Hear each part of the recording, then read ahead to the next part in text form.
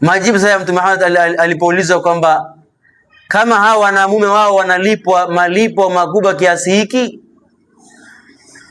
sisi wanawake ambao kama tuwasimamia hao wanamume, famala na midhalika, tuna malipo gani katika hayo?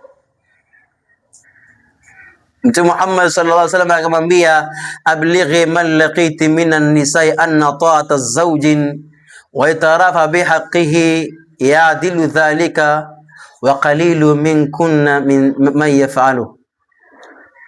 Mtume akasemaje? Balighi man laqiti minan nisa, wafikishie katika wanawake ambao kama utakutana nao wote, anna ta'ata zawj, hakuna kumtii mume peke yake, wa itarafa bihaqqihi, na kumtekea na kumtekelezea haki yake, yadilu dhalika, inapelekea malipo sawasawa na mwanamume ambaye kama aliofia jihadi. Unaelewa uzuri hapo? Yani kiasi mwanamke anavyomtii mume wake sawa sawa na akampa haki yake sawa sawa, malipo ya mwanamke huyu ni sawa sawa na mwanamume ambaye kwamba aliyeenda jihadi, kapigania jihadi, kabla dini ya Mwenyezi Mungu, kisawa nguvu zake zote, jasho lake, wakati mwingine na mali yake, alafu akafa kule kule. Maana ni nini? Tafsiri nyepesi ni kama mwanamke anapokuwa katika khidma ya nyumba yake, nyumbani kwake, yupo katika jihadi. Umeelewa uzuri hapo? Yupo ya nini? Kwa jihadi. Mtume akasemaje? Wa qalilu minkunna may yaf'alu, na ni wachache katika nyie wanawake ambao kwamba mnayafanya haya ya kuona kama kutumikia mume na kumtii mume na kumpa haki yake mume wako ni jihadi. Ni wachache wanayofanya hayo. Sawa? Mwanamke wa leo hada kijora tu. Mwanamke wa leo afuatilia simu mume wake mpaka ijue ina siri gani. Hawezi kufuatilia kwamba jamani nifanye ibada gani nipate usalama imara. Sawa? Si haramu hayo. Sawa? Si haramu mke kufuatilia simu ya nani?